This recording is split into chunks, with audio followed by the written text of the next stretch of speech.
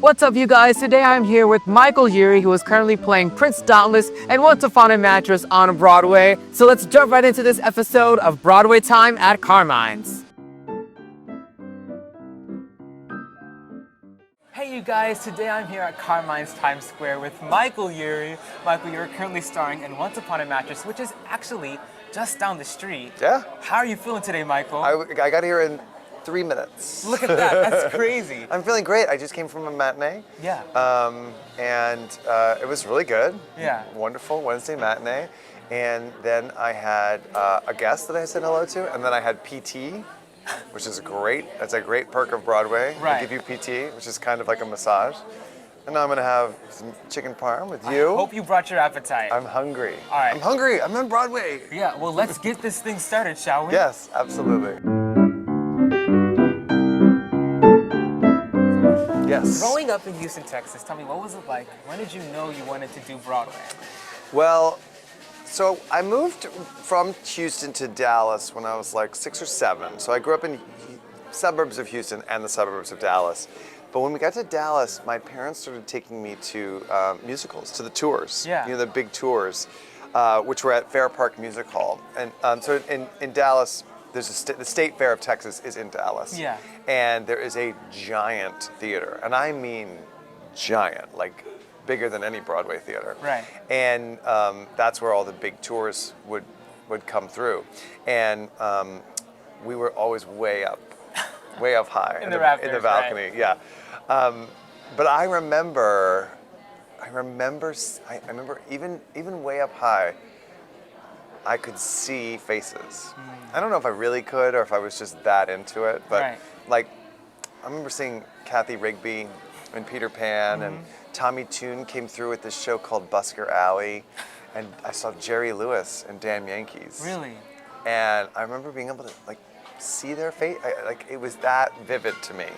And I was never like great at singing or great at dancing. I liked it. Right. I liked doing those things, but it didn't come naturally to me. So when I would go to these musicals, I would pinpoint roles that I could play.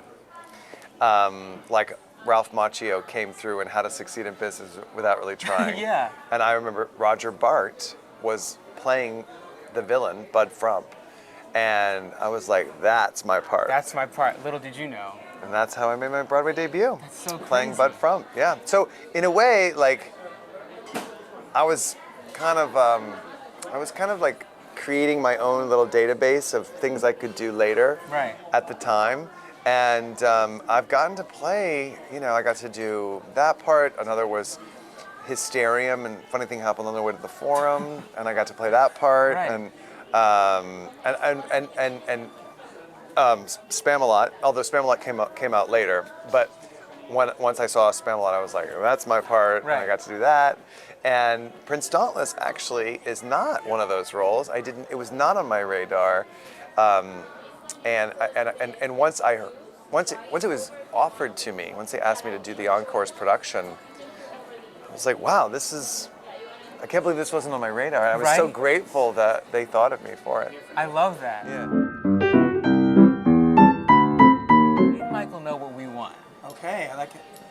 Did your homework. We want the chicken farm. We've been talking about it for a long time. For a long That's time, fan weeks and favorite. weeks. Yes. Yep. And a And- Caesar salad. Best salad in the house. Yes. Excellent. All right, you got it. Thank you All so right, much. you're welcome. Thank you Be so right back. Can't wait. Hey, the moment you've been waiting for. Yes. Oh, Chicken parm. That is so oh, cute. it's so Caesar big. salad. You gotta be kidding me. That is Wow. amazing. So Michael, I might have told you this, but the chicken parm is my favorite. Well, this chicken parm here at This place. chicken Oh, parm wow. is my favorite in the world. I've never had the chicken parm here. Really? No, Well, but I love chicken It's parm. go time. We were actually at the Once Upon a Mattress opening night and press day when we talked about what Yes, we're I know. ordering. I know. When we knew we were going to be doing this, and I said, we're getting the chicken parm. And here it is. And here it is. All right, let's dig in to this Okay. salad. I'm ready. Okay, great. Here we go. There we go. Oh yeah. Look at this massive crouton. Everything's big at Carmine. Yes. Bigger the better. Do you remember the first time you came here? I think I do. I think it was for Thanksgiving in 2015. Mom wanted to test it out because he was like, I'm not cooking this year. And we all went to Carmine's. Wow. We were just like, this is amazing. You had Italian food for Thanksgiving. That's so fun. Yes. And they do a turkey, they do it all for Thanksgiving. You'd be surprised. Yes. So I'm half Italian. Okay. My mom's family's Italian. They're the Bonazzis. And I grew up. My mom made chicken parm. She made all kinds of amazing Italian dishes. So this kind of feels like home. Oh, I love that. Yeah. And Carmine has the perfect homey feeling too, you know? And her parents are from Italy. Her grandparents were from Italy, and her parents from New York. So I have some family that's here, extended family that's here, and when I go to dinner at their house, it really feels like Carmine's. I love that. Did your mom cook Italian food when you were? My mom. I was about to say when you were a kid. Right. Well, I'm 16. I'm 16, but my mom, she kind of cooks everything in Yeah? the house. Yeah. Cool. She makes a fantastic lasagna. It is so good. It is delicious. Lasagna's not easy. No, it's not. And when it works, it's fantastic. It's really good. Sutton just told me about a lasagna she made. Really? She made lasagna. She made it Sunday morning. She prepared it Sunday morning to eat that night, later that night.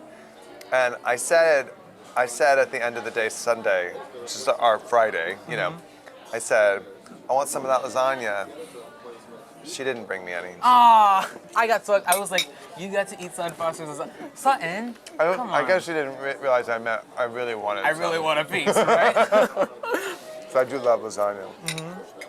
And Daniel Breaker, you know, who plays the jester, He's a chef, right? he's an incredible chef. And he brought in meatballs with pasta on yesterday. What's today? Today is Tuesday? Today's Wednesday. Today's Wednesday. Today's Wednesday. Yes. I just did a matinee. Today's Wednesday. And he brought in meatballs last night. And I took some and I saved them. And I actually just ate them before I walked over here. So today is the Italian day for you. I knew I was going to Carmine, so I was like, I'm going to save those meatballs to be my appetizer. Right. That is so funny. Yeah. Daniel Breaker is an incredible everything, but actor is as an actor, I've known him since he was 1 year ahead of me at Juilliard. Really? He was my hero. So I've known him for a long, long time, but he makes incredible cocktails and he makes incredible food. It's so amazing. Of all kinds, yeah. So I mean, you just brought up Juilliard. Yeah. I don't know, what was it like training at the Juilliard school? Juilliard was perfect for me. It's not, I don't know that it's perfect for everybody. I think some people do end up not having the best experience there. But I had the most wonderful time. It was exactly what I wanted. I told you that I went to see all these musicals. Right. And musicals, I think, like for many people, was my gateway into theater. That was the first thing I started seeing in theater. But then, my senior year of high school, we did a production of A Midsummer Night's Dream, which was my first experience doing Shakespeare. And I loved it. And it kind of opened my mind to what was possible with Shakespeare. Because Shakespeare, you know, when you're in school and you read Shakespeare in English class, it's really boring. It's like, come on, do I have to? Yeah. And you're surrounded by, you know, just regular students, not other theater students. And Shakespeare's not meant to be read. It's meant to be spoken. So, or heard. So it wasn't until I was in that production that I realized, oh, Shakespeare's really cool. And then when I got into Juilliard, that's really the bulk of the training is the classics and Shakespeare. And I kind of forgot about my love of musical theater. Really? Yeah, because I was so into Shakespeare. And I think, like, I'm probably not alone as an actor. I always think the thing I'm doing at the time is the greatest. Right. Like right now, musical theater is the best. It has to be at the top. It's the greatest thing in the whole world. But when I'm doing a TV show, I think, oh, this is the best. Doing TV is the best. Or when I'm in a Shakespeare play, I think, oh, Shakespeare's the best. So, I don't know. Maybe I'm just lucky that I do a job where I get variety and every different medium that I get to pop into, whether it's musical theater or Shakespeare or television, is fun. So, I mean, after doing so much exciting television and film work, what has it been like for you to return to the theater? Oh, well, the theater it's so, well, first of all, live theater like all of all live performance, it's the purest of its kind. So, you know, live music is the purest form of music, and Right. live dance is the purest form of dance, and theater is to me, doing live theater is the purest form of acting. And when you're doing a play that's not a musical, and you're doing it in a theater with great acoustics, and there's no microphones, that's the even That's you know, the best. That's the purest. Yeah. That's like it's like going to the opera where there's no microphones, or you know, seeing dance where you can hear their feet. You know, that kind of thing. Like being in a theater with great acoustics. And actually, the other day we were doing Mattress, and in the opening scene, Brooks Ashmanskas' mic went out. Really? So what happened? Well, they could hear him because he's a trained actor and he can project. And the Hudson Theater is old. It's from pre-microphone. You know, it's as old as the technology. So these theaters were meant. You know, back in the day, there were no microphones. There were no microphones at all. And that's why in a lot of the old musicals, when the voices come in, the accompaniment is quieter. So like you don't have trumpets playing when Mary Martin is singing. Singing her face off, Right, because she wouldn't be able to overpower a trumpet, but she can, you know, she can sing over a clarinet or strings, but you don't have, you don't. So it's fascinating. When I learned that, I was like, oh my gosh, that's so fascinating. And actually, one of the first times they used a microphone in a Broadway show was Funny Girl. And I know a guy who saw her who saw Barbra Streisand in Yeah. Funny Girl, and he said that it was great and it was wonderful, but you could hear her walking. Oh my gosh, could that's hear how this- powerful it was, Right, because the microphones were like new and they weren't. Now we have, it's tiny and it goes right here and it just picks up your voice, and it's a miracle. I don't know Exactly. how. I mean, honestly, I can't believe that they don't go out more often. This is the first time anything like that has happened in this show, and it was Really? some kind of fluke. But it was really cool to know that the audience could still hear him because yeah. he projected, and the acoustics are great. And there wasn't, you know, he didn't have to sing. Luckily, it wasn't a singing moment. But anyway, it was very pure. It was one of those very pure things. It was like, we're just here hearing a story. We're listening to this story. So that's a really long answer to your question about what it's like to come back to theater. But I think it's such a pure experience between the performers and the audience. And the audience really does know that they're seeing something Live. that's live, Yeah. and it cannot be recreated. I mean, Exactly. we'll do the show again, and it'll be very similar. Yeah. But it's not ever going to be exactly the same. Exactly. Like when you watch a movie over and over again, It's the same It's thing exactly the every same. time. Yeah, and you might see it differently because you might be different. They say, I've heard someone, you know, like I've heard that people say that you should watch the great movies every 10 years. Right. You know, like, Yeah. because you're different, 'Cause and you're so different. you'll see them differently. But they're going to be the same. You'll see them differently, but they will be the same. The theater's not like that. You go to the At theater, all. it is a completely pure, brand new, and we do it from beginning to end. So that's very satisfying for an artist. When you're making a television show, you're just a cog in a wheel, and you might shoot the beginning of an episode today, and you might not get to the end for a month, or you might shoot the end before you shoot the beginning. Exactly. And so it's precise, and it has its own artistry. Just given that you have to, like, as an actor, you have to, like, use your own juice to get where you need to be to start a scene, as opposed to doing a play where, you know, it builds and builds and builds, and Right. you get to make that journey every show, every performance. Like in Once Upon a Mattress, my character is like essentially has the mind of a child when we start the show, and by the end of it, he's become a man. And I get to Yeah. play that arc every time. And it's so good. It's so good to watch. I Yeah. saw the show last weekend. Oh my gosh. thank Me and my you. sister had a wonderful time. Good. Yes. And is that your first time seeing? It was my first time seeing Once Upon a Mattress ever. Wow. And it was Cool. the best way, in my opinion. That's very cool. It's one of those shows that, like, I feel like people either know really, really well because they were in it, or their high school did it, or their camp did it, or whatever, or they've never seen. Right. It was my first time, and we had the best time ever. I mean, it Good. was so funny. You guys have to see Michael do all the things he does. I mean, with stairs and with Sutton, it's just the best thing ever. Thank you. I thought it was funny how you said, I'm not a singer, I'm not a dancer, even though you do both in this. You do it all in this show. Oh yeah, I have a big dance number with Sutton. It's huge, yeah. And my first, it's not traditional dance. No. So it's not like she can like do everything. She can like tap dance, ballet dance, whatever you need. Right. This is like quirky, weird dance, but it is dance. And the first day of rehearsal, when we did this show, the first time at City Center. Right. On the schedule, I got the schedule, and it was, meet and greet, read through, and then 1 hour, Sutton and Michael dance.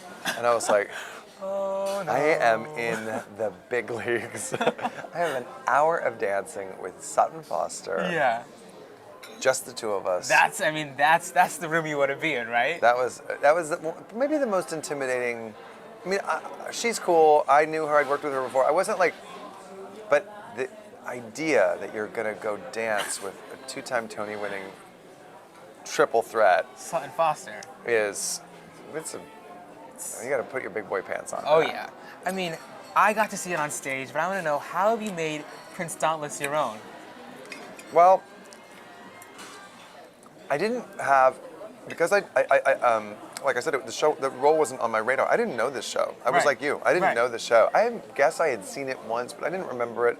I didn't remember Prince Dauntless at all. Really? I remembered Shy, the song course. Shy, Of and I course. remembered that, Carol Burnett was Princess Winifred, and that Sarah Jessica Parker was Princess Winifred, so I knew that character, but I didn't remember Prince Dauntless at all. But I said yes, Of course, right. because it was, the Prince opposite Sutton for City Center. Why not? And then I went and read the script and listened to the music, and because I didn't have a preconceived idea of who he was, and we had a new script from Amy Sherman Right, Palladino, which is so amazing. which is really, really good. And there's a lot of stuff incorporated from the older versions, but I was able to start from scratch. I didn't have any ideas or preconceived. All I knew was what I read Right. in the script and Yeah. what I listened to. I did listen to all the albums, and I had music rehearsals myself, so I got a sense of what it was like to sing it. But I was really able, unlike doing other revivals of shows where I did have a preconceived, doing Torch Song, obviously Harvey Fierstein, his shadow looms large, Right. and David Hyde Pierce played the role that I played in Spamalot, and Yeah. I idolize him course. and learned how to sing the song from listening to him do it. So Really? my version of that song was not that different from his. So Once Upon a Mattress was much different, much purer. And I don't know if you've never seen it, so Yeah. but they like filmed the show with Carol Right. Burnett, and then they filmed it again with Carol Burnett in the 70s, and Bernadette Peters is in it. And I watched a little bit of that version once we had it going, and I realized we're doing it very differently. I think a lot of people think it's the same because it's funny, and they think Carol Burnett is so funny, and Exactly. but that period was just a very different kind of humor. Like, humor changes so much. Throughout time. Yeah, I mean, Of if you course. look at old episodes of Friends from when I was your age, Yeah. that stuff's not really funny anymore. No, it isn't, yeah. But it was the funniest thing in the world back then. Some stuff some stuff that's like more joke-based, like Golden Girls or Seinfeld, like that kind of like when it's wordplay and it's clever writing, that stuff can stand the test of time, I think. But when it's like what makes us as a society laugh right now, it's just different. And when I watched a little bit of the 1972 movie of Once Upon a Mattress with Carol and Bernadette, and it was really funny, but it was funny the way things were funny then. Right. Sort of like a swinging 60s kind of cool. Everything's cool. Everything's like Yeah. played a little like and our version's very like Right in your face. Yes, Yes. manic and energized and high stakes. I think that was the biggest surprise. It's like our show's very high stakes. Yeah. Nobody can get married. until I get married. Right. And here comes this woman who's like really excited to get married, and she's got a lot of energy, and we're not used to that because we're oppressed, and so the stakes are really, really high.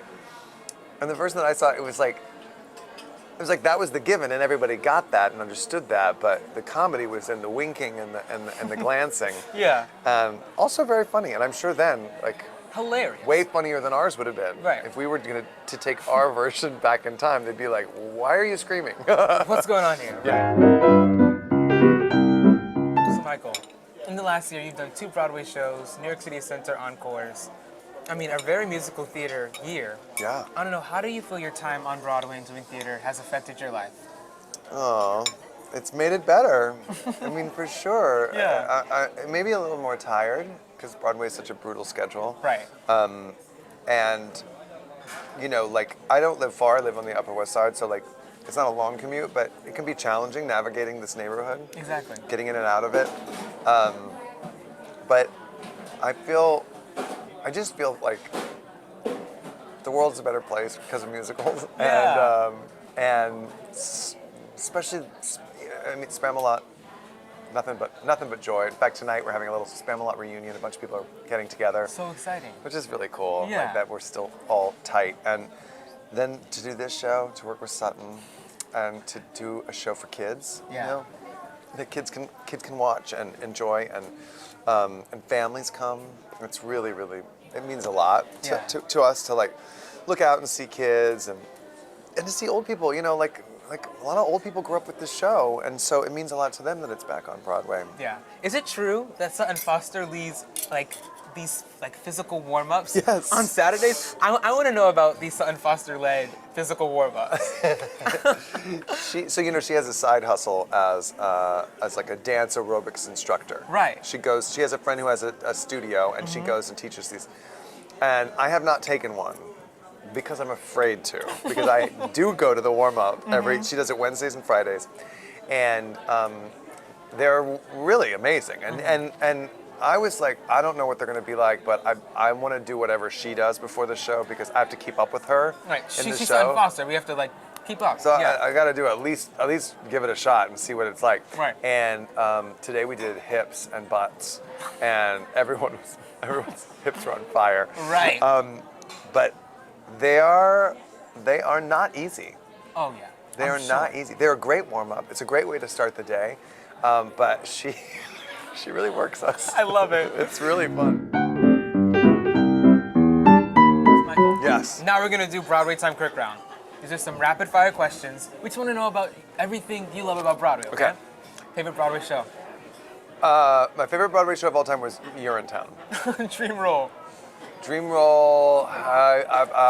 Let's go with Tom from the Glass Menagerie. Funniest moment on stage. Funniest moment on stage, probably what happened when I accidentally bit Sutton Foster. Are you serious? I thought I was holding her sleeve in my mouth. I could? Right. I had her skin in my mouth. Oh my God. Favorite vocal warm up. Excuse That me. one. My favorite vocal warm-up is one that I created with Hannah Cruz, who's in Suffs. We did a show together at Agunquit, and in the next show, Sally Struthers was starring, and so we made up a warm-up that I can't do all of, because there's some profanity, but it goes like this.